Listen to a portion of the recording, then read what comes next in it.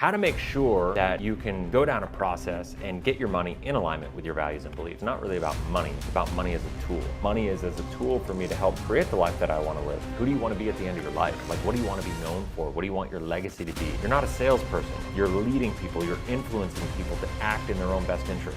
What worked for our parents or grandparents is not going to work for us. What actions do you need to take on a daily, monthly, annual basis to be able to get there? When you figure that out, life just gets easier.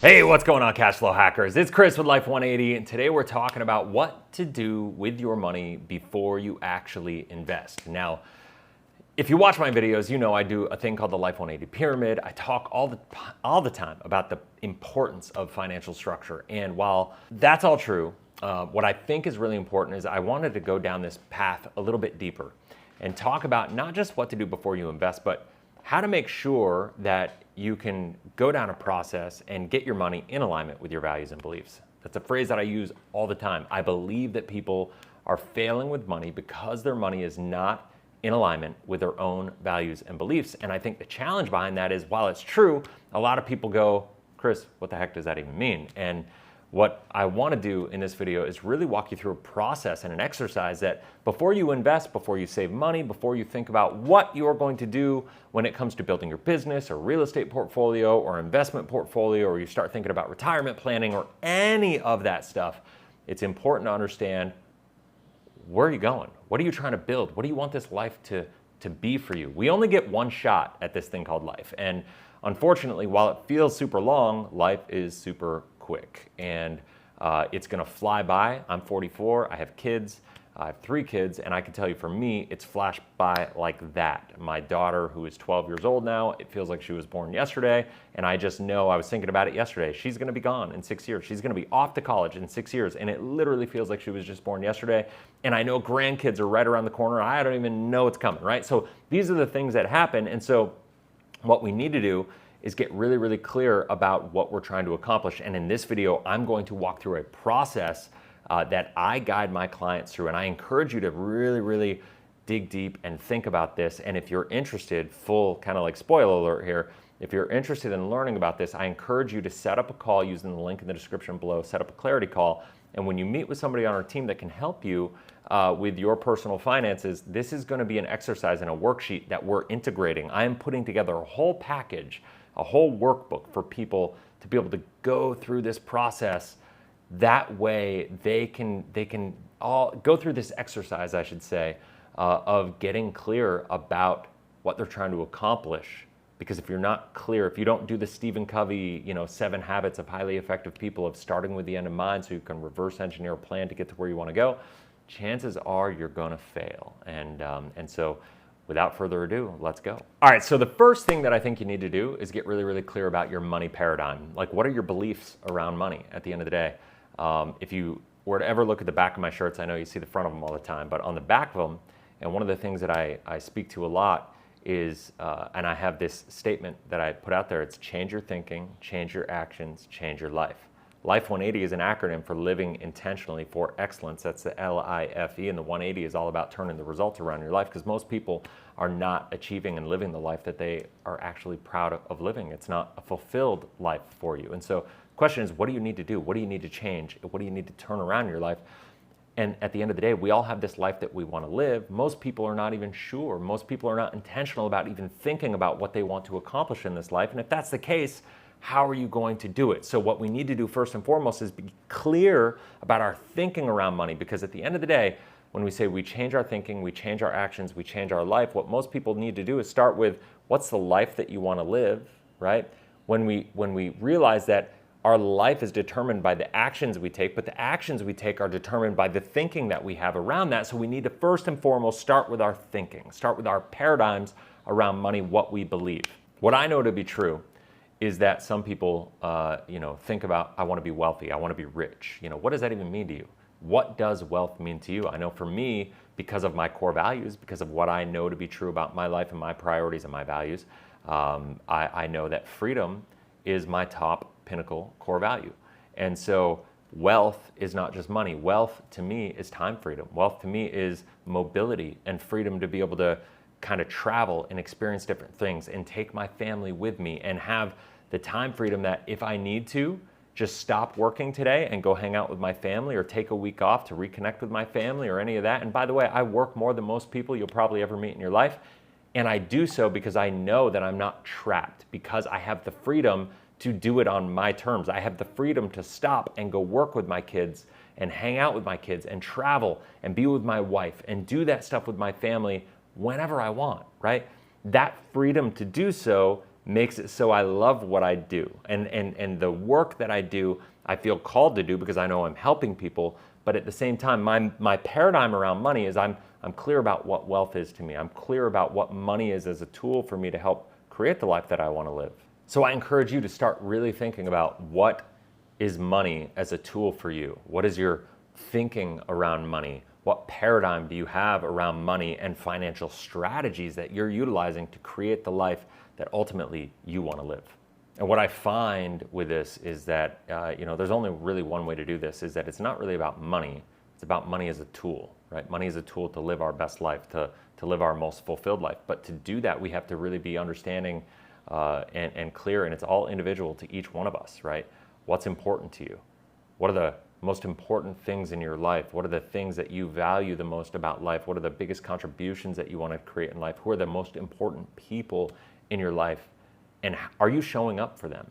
When was the last time that you actually were intentional about creating those things, about making an impact in one of those areas, about being intentional about serving the people that are the most important to you, about utilizing your money as a tool and making sure that that you are utilizing money as a tool in your own life to create a framework and a construct and a paradigm that you can actually live and show up powerfully for the people that you care about the most, right? Because at the end of the day, we're going to get to our deathbed, some point in time, or maybe it'll happen in an acute fashion, unfortunately, tragically, but you don't want your last thoughts and emotions to be, wow, maybe I made all this money, or maybe I didn't, but I could have done more. I should have done more. I should have been there. I wish I had better relationships. I wish I had done this. I wish I'd have said that.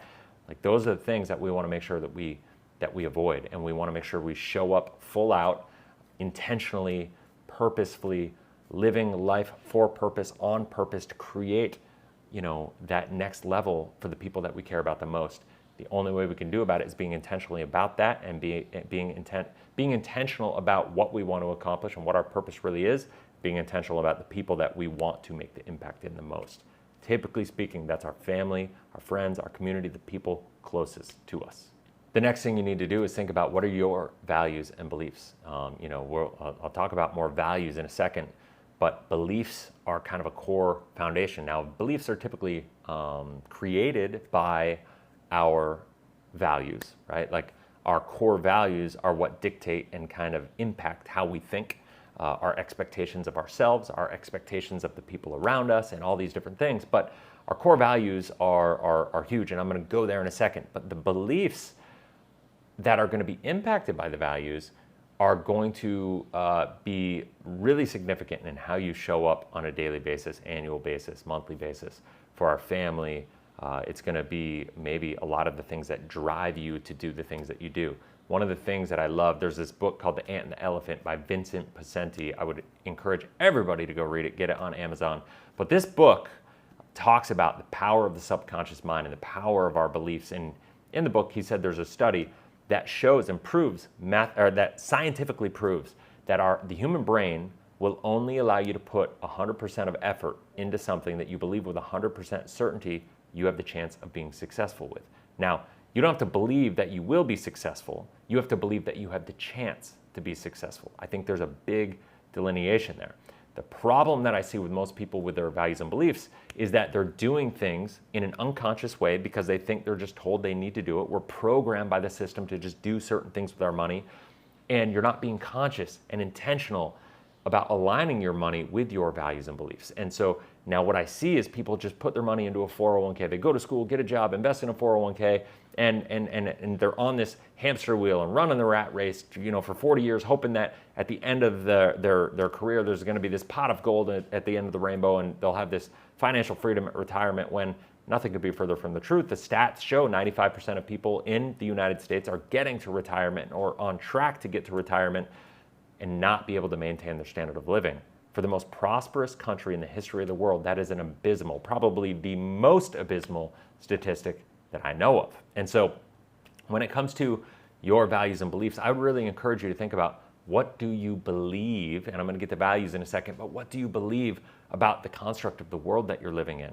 One of the reasons I moved down to the Dominican Republic is because I believe, based on my values, that the United States is going in the wrong direction for me. Now, I'm not saying everybody needs to do what I'm doing and be that bold in your movement, but what do you believe about the government and the future and their meeting their liabilities and government debt and the annual deficit that we have and unfunded liabilities and the future of taxation? And with that government debt, do you think taxes are going to go up? Do you think they're going to go down? I'm not trying to tell you there's a right or wrong answer to that. I'm just saying you need to think about what direction you think things are going. What do you think about inflation? What do you think about interest rates? What do you think about how all this is going to impact the direction of the country? The reason I say this is because of the fact that if we go back to the early 80s when I was born in 1980, what worked for our parents or grandparents is not going to work for us. The market is cyclical. It's not linear. It just doesn't go up in this nice linear curve like they like to show you on these prospectuses saying you're going to average 8% and look at this nice growth curve. It doesn't work like that.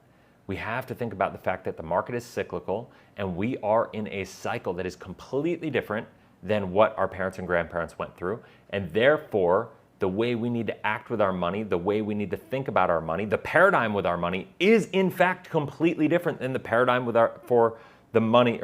money that was there for our parents and grandparents. So we need to be thinking about it differently. And unfortunately, like most things in life, our knowledge, our awareness, what we think to be true is based on what we are taught by our family, by the people closest to us. And when we go through these time frames where things are transitioning, and I just did this interview with John Wolfenberger that showed Warren Buffett's key indicator, that his favorite key indicator is showing there's about a 90% chance the stock market, that values of assets are going to be worth less 12 years from now than they are today.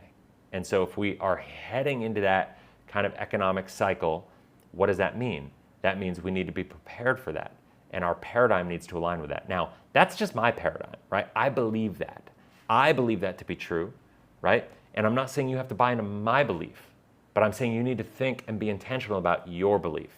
Because if you don't get really clear about what your beliefs are and what your values are and what you're trying to accomplish on the end of life, like what you want to ultimately accomplish and achieve in this life, and you don't really resonate with the fact and reconcile with the fact that money is a tool to help you accomplish your goals, and we're not thinking about utilizing money to achieve a result, a specific result, and how are we going to actually do that, well, then you're going to fail, right? So I'm not saying you have to agree with mine, but when I talk so passionately about why I do what I do and how I do what I do and why I love sharing that with people is because I believe super emphatically in my beliefs.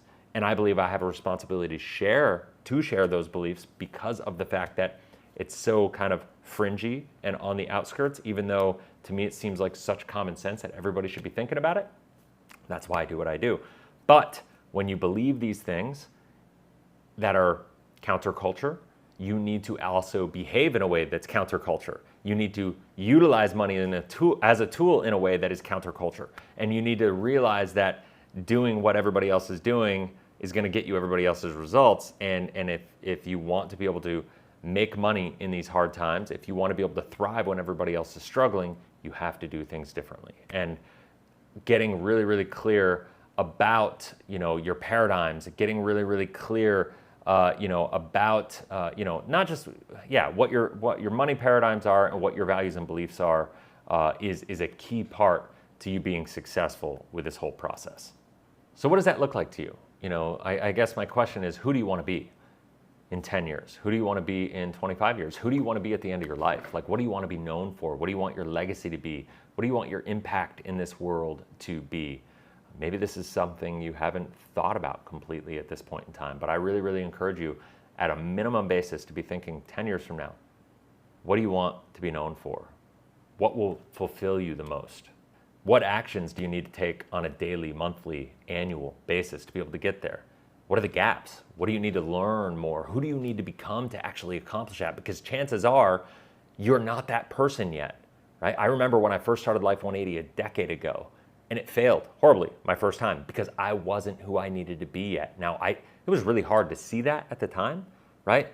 But I stayed committed to it, and I loved what I do. And a lot of people see, what we're doing and the success we're having, and they think it's just like this overnight thing.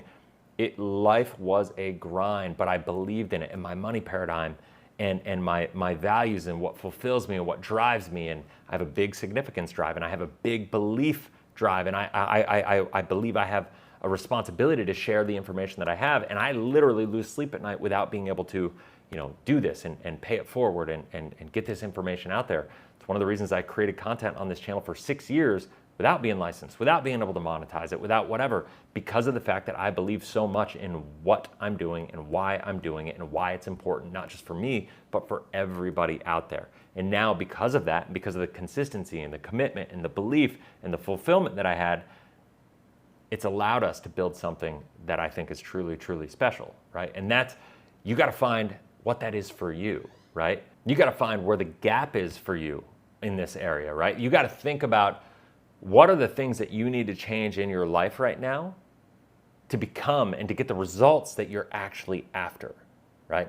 That's the key to this whole scenario. And then I think it's really important to get really, really clear about your core values. Like, what are your core values? What are the things that drive who you are, the life you want to live, the impact that you want to make? Because if you're not clear about your core values, then it's going to be really hard to make decisions that are going to help you accomplish the things that you say you want to accomplish. Here's what I mean. One of my core values is freedom, right? So for me, I have a company, there's a company that offered me a really, really attractive mid six-figure salary with a big bonus and all that stuff. Now, my job would have been to travel, teach life insurance agents, all this stuff to be able to go out and do that. But I would have had to give up Life 180. I would have had to have given up, my freedom. I would have had to basically worked out of an office, worked on somebody else's schedule. Somebody else would have told me what to do, when to do it, how to do it, when to be there, all this stuff.